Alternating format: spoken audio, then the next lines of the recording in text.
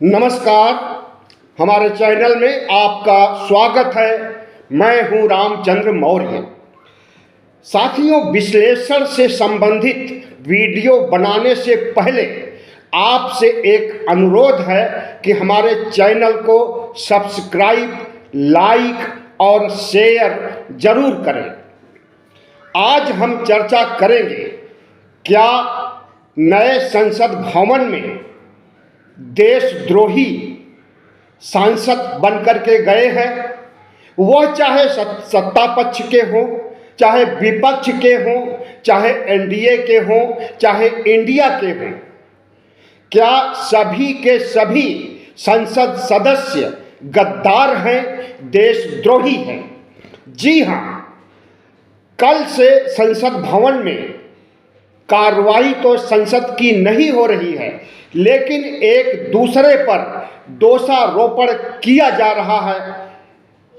Congress party Bharatiya Janata party को गद्दार कह रही है, भारतीय जनता पार्टी के सांसदों को देशद्रोही कह रही है और भारतीय जनता पार्टी के नेता कांग्रेस और राहुल गांधी को देशद्रोही गद्दार कह रहे हैं।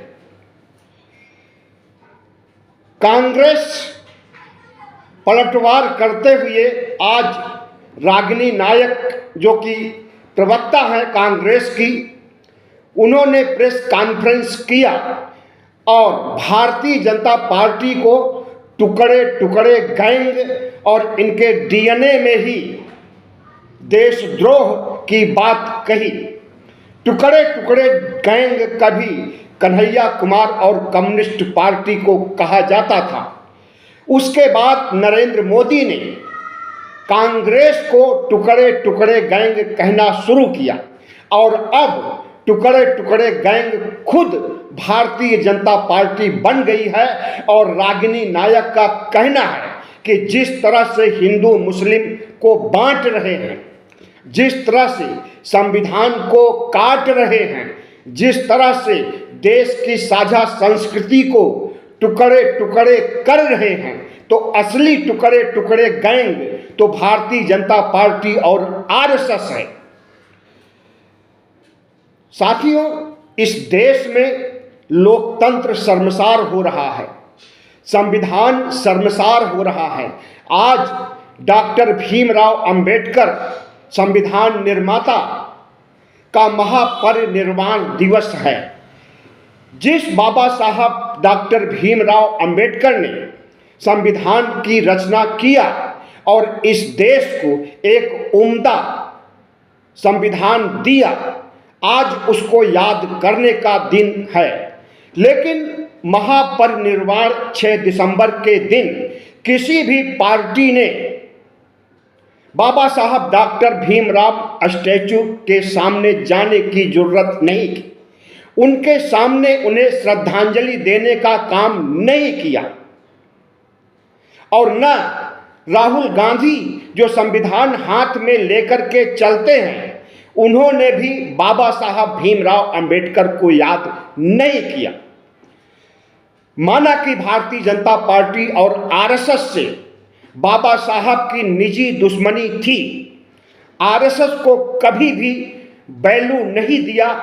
बाबा साहब ने जीवित रहने के समय या उसके पहले कभी भी, बल्कि आरएसएस को की दुखती रग पर मनुस्मृति को जलाया था बाबा साहब अंबेडकर ने, और मनुस्मृति को जला करके एक नया संविधान दिया इस देश को। मनुस्मृति जो पुराना संविधान था, जो राजतंत्र का, राजे रजवाड़ों का और वर्ण व्यवस्था में बांटने वाली ब्राह्मणी व्यवस्था का जो संविधान था, मनुस्मृति, सबसे पहले उन्होंने बाबा साहब डॉक्टर भीमराव अंबेडकर ने 25 दिसंबर 1927 को उसको जलाने का काम किया और फिर 26 नवंबर 2049 को नया संविधान, भारत का संविधान बना करके संविधान सभा को सौंपने का काम किया और वही संविधान एक साल बाद 26 जनवरी 1950 से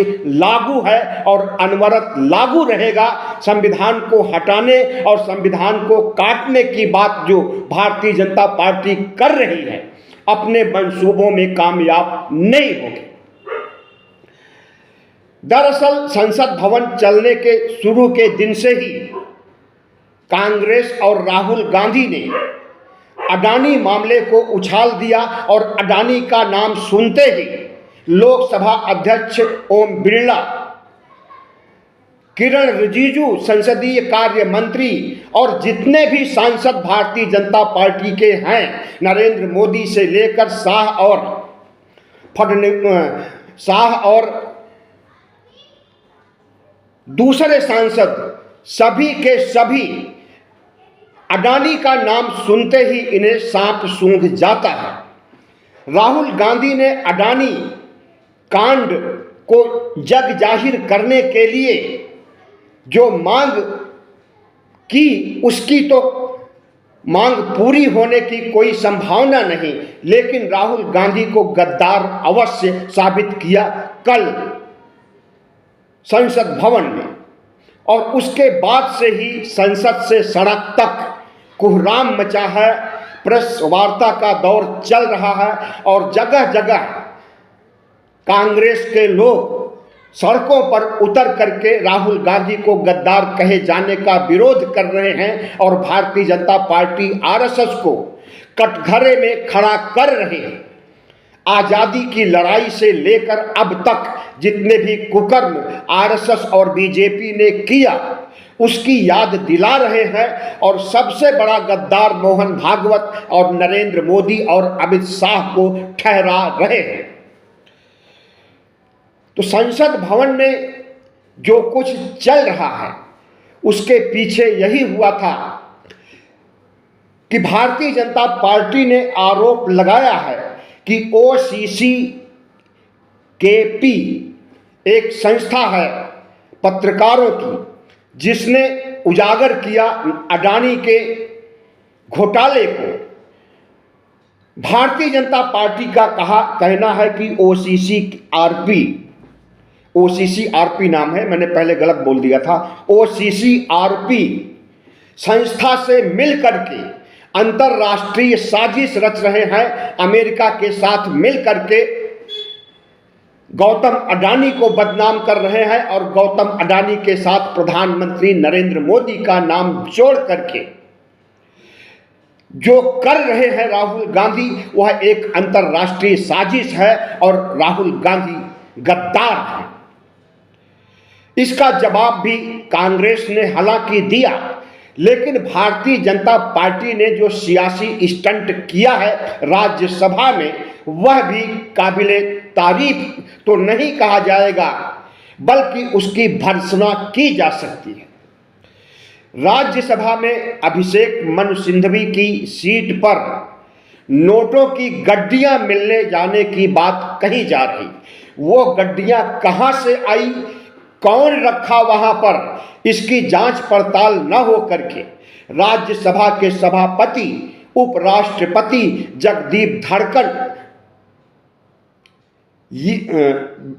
यह कह रहे हैं कि अभिषेक मनु सिंघवी की सीट से नोटों की गड्डियां प्राप्त हुई है बगैर कोई जांच किए। और मल्लिकार्जुन खड़गे ने सवाल उठाया कि जांच कीजिए, जांच में जिसका नाम आए उसका नाम लीजिए। किसी के सीट पर मिल जाने या सीट के पास मिल जाने से वह व्यक्ति दोषी नहीं हो सकता है। जाहिर है कि नोट की गड्डियां रखी गई हैं, किसी की गिरी नहीं है। क्यों रखी गई है? इसे एक राजनीतिक मुद्दा बनाने के लिए, सियासी स्टंट बनाने के लिए, अडानी अंबानी के मुद्दे को दबाने के लिए।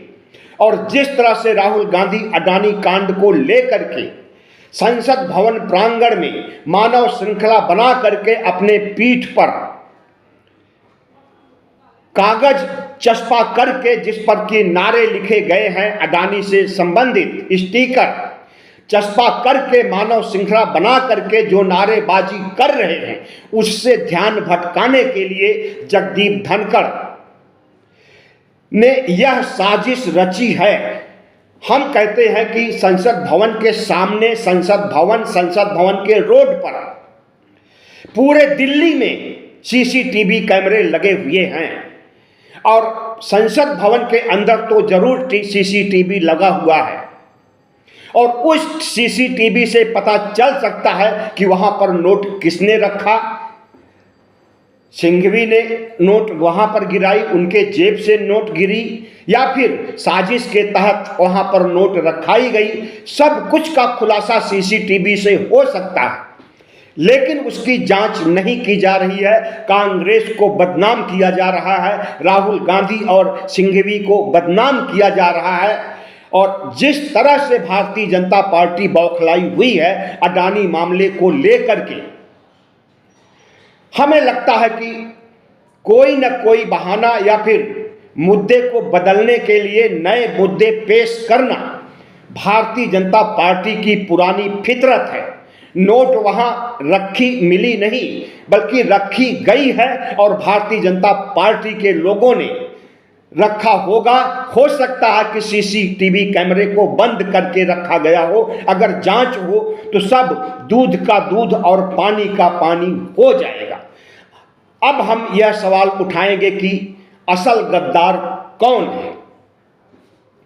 वीर सावरकर का नाम आपने सुना होगा, जिसे भारतीय जनता पार्टी आरएसएस के लोग वीर सावरकर कहते हैं और कांग्रेस के लोग माफी वीर कहते हैं। माफी वीर क्यों कहते हैं? क्योंकि उस शख्स ने अंग्रेजों से एक बार नहीं, अनेक बार, दर्जन भर से ज्यादा बार अंग्रेजों से माफी मांगी और अंग्रेजों से घूस लिया करता था। घूस का मतलब पेंशन से है। अंग्रेज उसे जेल से तो रिहा कर ही दिए माफी मांगने के बाद, बल्कि जासूसी करने के लिए पटा लिया और वह व्यक्ति ही नहीं, पूरा आरएसएस जासूसी करता था अंग्रेजों की और अंग्रेज उन्हें पेंशन दिया करते थे।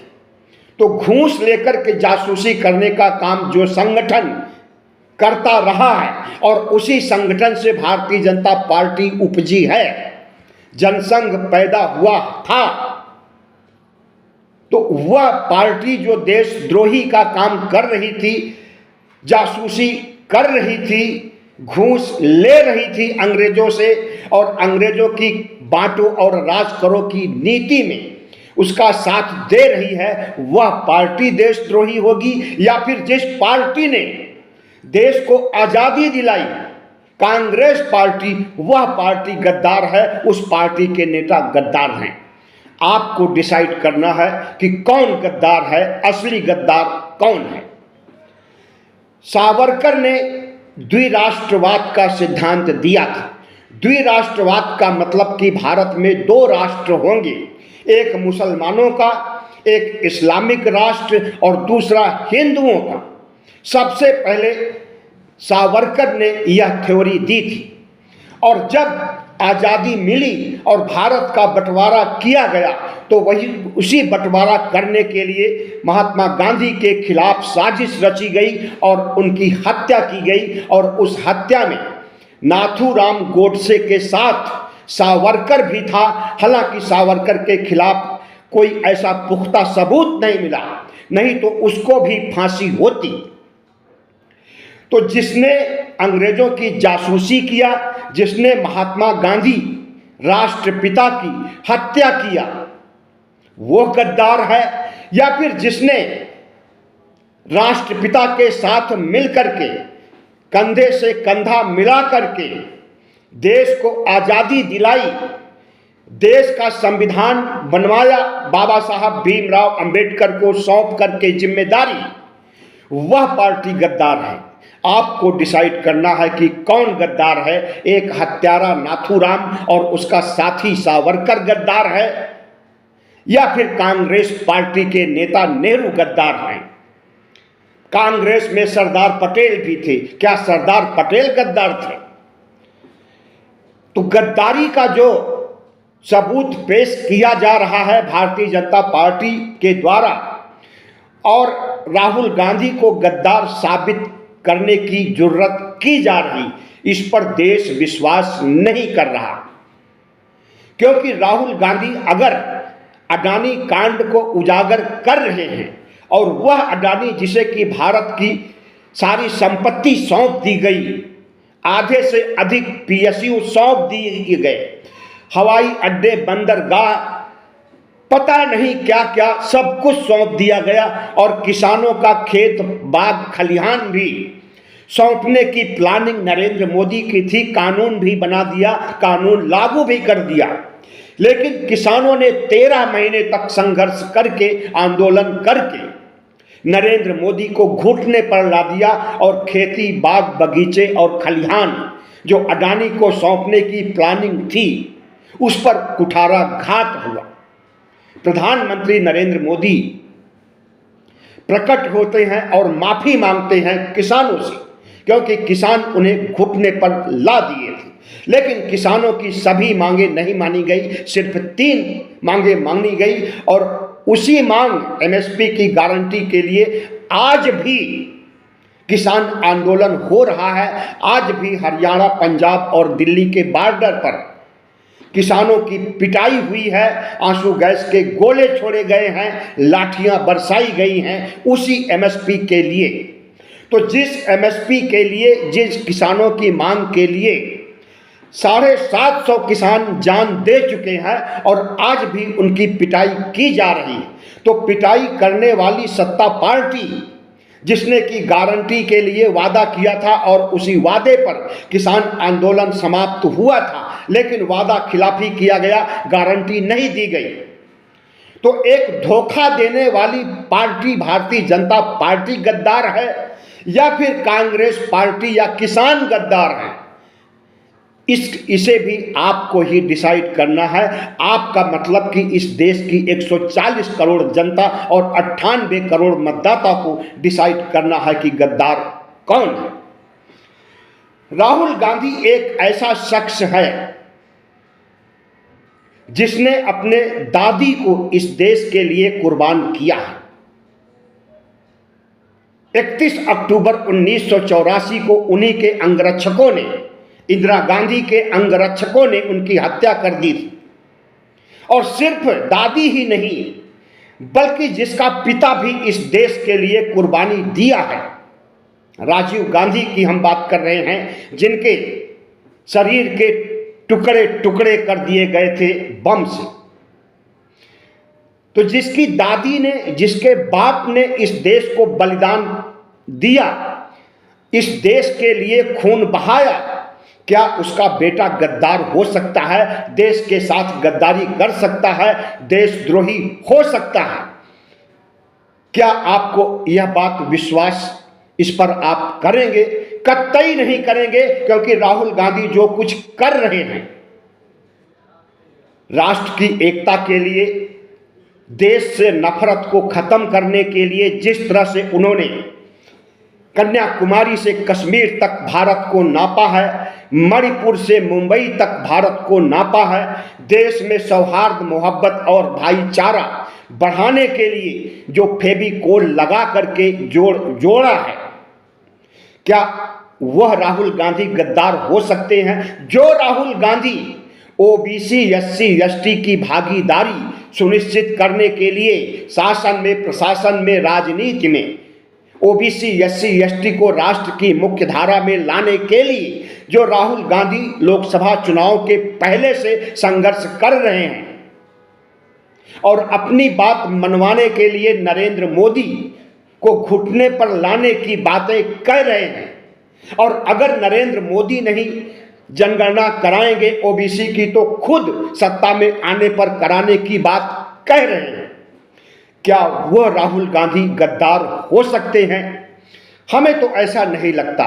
दरअसल राहुल गांधी के इन्हीं हथकंडों की वजह से राहुल गांधी ने जिस तरह से ओबीसी, एससी, एसटी की आवाज उठाई है, जिस तरह से संभल कांड पर, जिसमें कि 5 युवक, मुस्लिम युवक मारे गए हैं, निर्दोष युवक की हत्या की गई है, पुलिस की बर्बरता हुई है, और संभल में मस्जिद का सर्वे करा करके मस्जिद के नीचे मंदिर तलाशने की प्रक्रिया शुरू की गई है और हिंदू मुस्लिम ध्रुवीकरण करके समाज को बांटने का काम शुरू किया गया है। उसका विरोध करने के लिए अगर राहुल गांधी संभल जाते हैं और संभल जा करके आंसू पोंछना चाहते हैं पीड़ित परिवारों को, उनके दुख दर्द को बांटना चाहते हैं, तो क्या ऐसे राहुल गांधी को वहां पर जाने नहीं दिया जाता है? अभी कल की बात है,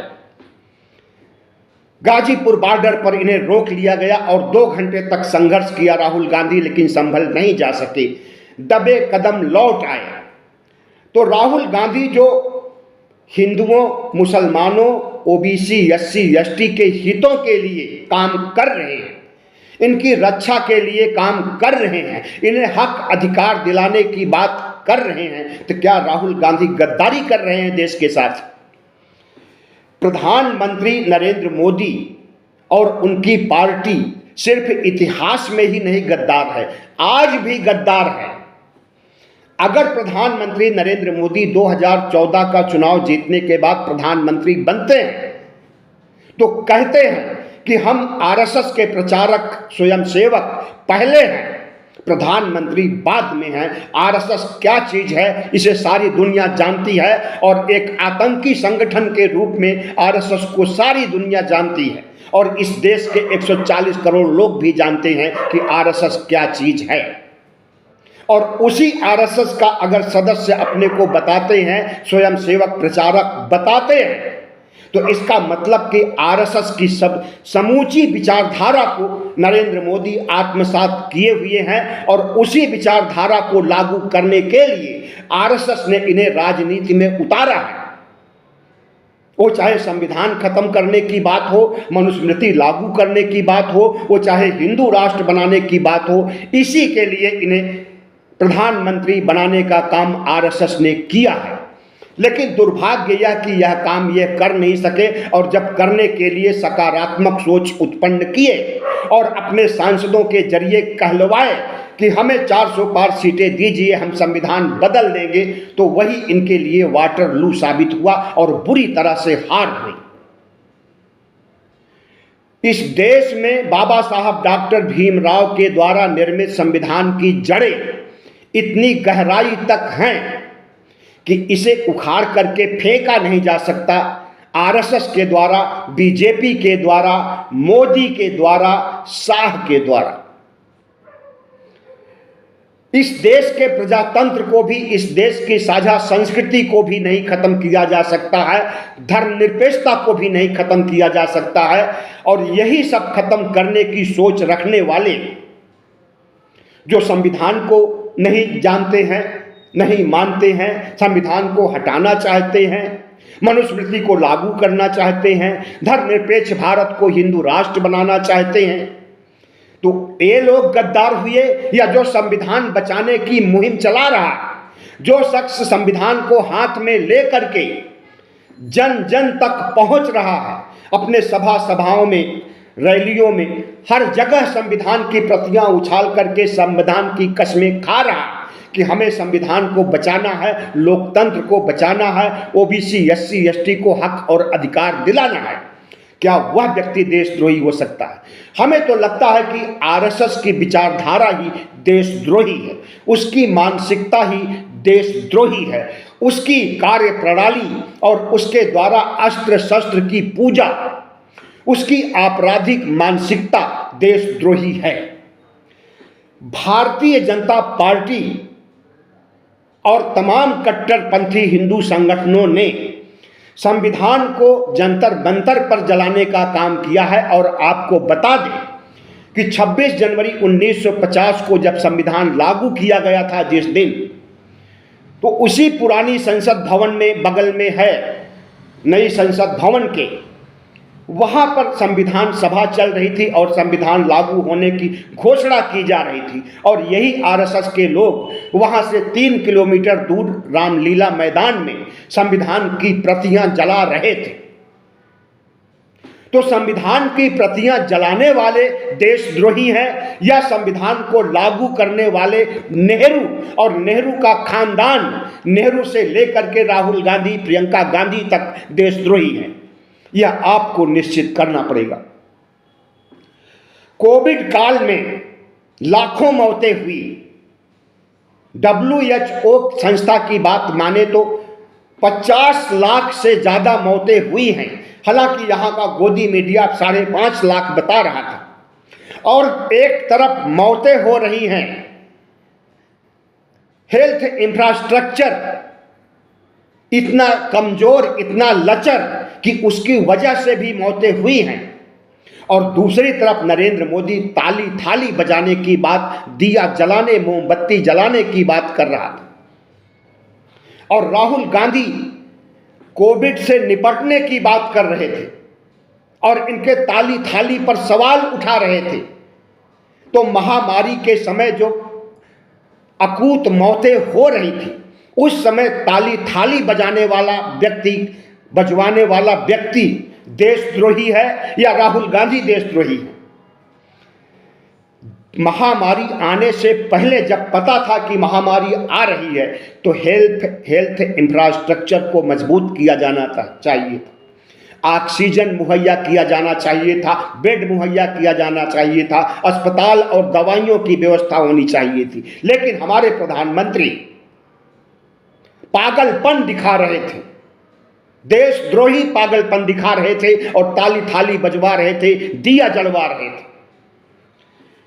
प्रधानमंत्री नरेंद्र मोदी आरएसएस और भारतीय जनता पार्टी की सोच है कि इस देश से संविधान खत्म करके इस देश को राजतंत्र बना दिया जाए और प्रधानमंत्री नरेंद्र मोदी एक राजा के रूप में काम करें, और जब वह काम करने लायक न रह जाए, 80 साल या 100 साल के हो जाएं, ये तो भगवान के अवतार हैं, ईश्वर के अवतार हैं, इसलिए कभी मरेंगे नहीं, और जब तक मरेंगे नहीं तब तक राजा बने रहेंगे। भगवान कभी मरता है? ईश्वर कभी मरता है? ब्रह्मा विष्णु महेश कभी मरता है? नहीं मरता है। हालांकि सब काल्पनिक हैं बाबा साहब अंबेडकर के शब्दों में।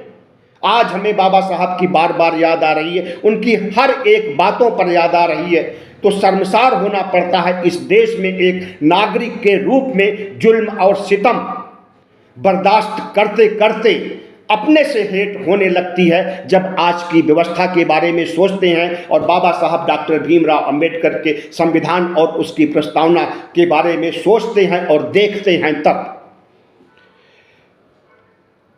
अब गद्दार कौन है आपको डिसाइड करना होगा, और उस गद्दार को सिर्फ डिसाइड नहीं करना होगा बल्कि गद्दार को देश निकाला तो आप नहीं कर सकते हैं, लेकिन सत्ता से जरूर निकाल सकते हैं।